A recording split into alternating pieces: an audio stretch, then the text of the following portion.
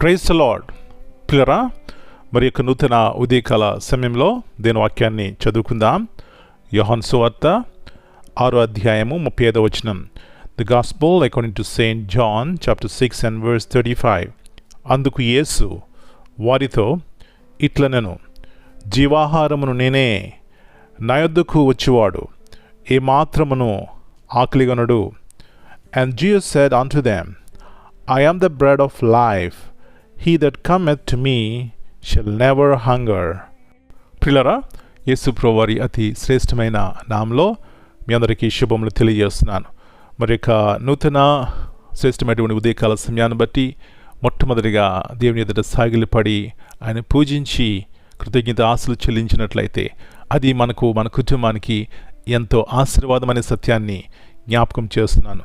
పిల్లలు, ఇక్కడ యేసు ప్రభువారు అంటున్నటువంటి శ్రేష్టమైనటువంటి మాట, అందుకు యేసు వారితో ఇట్లా, నేను జీవాహారమును నేనే, నా వద్దకు వచ్చేవాడు ఏ మాత్రమును ఆకలిగొనడు.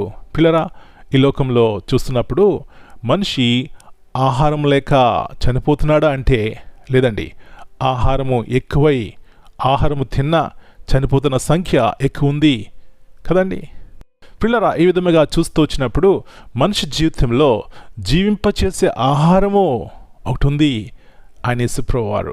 ఎప్పుడైతే యేసుప్రభువారి యొద్దకు వెళ్తామో, యేసుప్రభువారిని కనుగొంటామో, యేసుప్రభువారిని హృదయంలో చేర్చుకుంటామో, ఆయనది విశ్వాసం ఉంచుతామో, మన జీవితంలో తృప్తిని కలిగి ఉంటాం. అదండి మనల్ని జీవింపచేసేది. శాంతి సమాధానం కలిగి ఉంటాం. అదండి మనిషి జీవితంలో జీవింపచేసేది. ఇంకా చూసినట్లయితే ఈ లోకంలో పిల్లరా సమాధానం కలిగి ఉంటాం. ఇది ఎక్కడ దొరుకుతుందంటే ప్రిన్స్ ఆఫ్ పీస్ యేసు ప్రభువారి యొద్ద ఈ యొక్క ఆహారం దొరుకుతుంది. కాబట్టి ఎప్పుడైతే ఈ ఆహారం మనం భుజిస్తామో, ఆయన వద్దకు వస్తామో, ఆయన పాదాలు ఎదుట పడతామో, పిల్లరా ఇలాంటి శ్రేష్టమైనటువంటి జీవితాన్ని మనం కలిగి ఉంటాం. అదే యేసు ప్రభువారు మనకిస్తున్నటువంటి వాగ్దానము. అయ్యా, ఉదయకాల సమయంలో ఎక్కడ పరుగుపెడుతున్నాం, ఎక్కడికి వెళ్తున్నాం?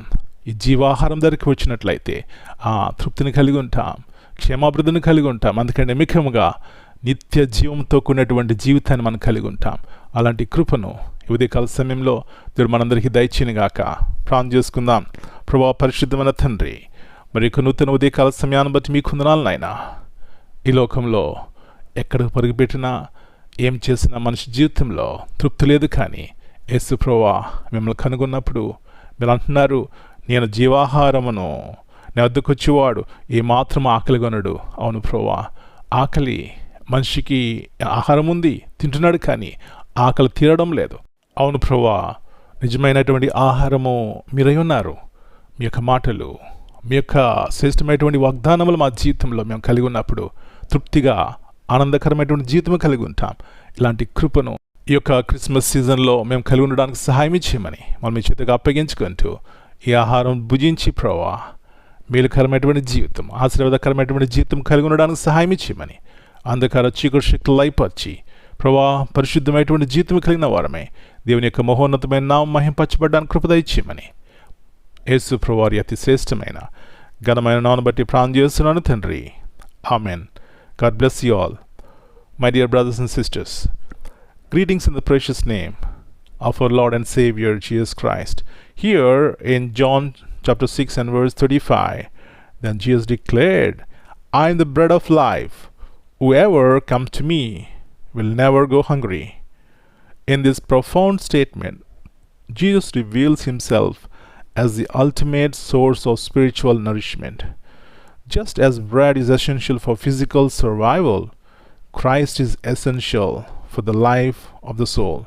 He offers not a temporary or superficial satisfaction, but a deep, enduring fulfillment that the world cannot provide. Amen.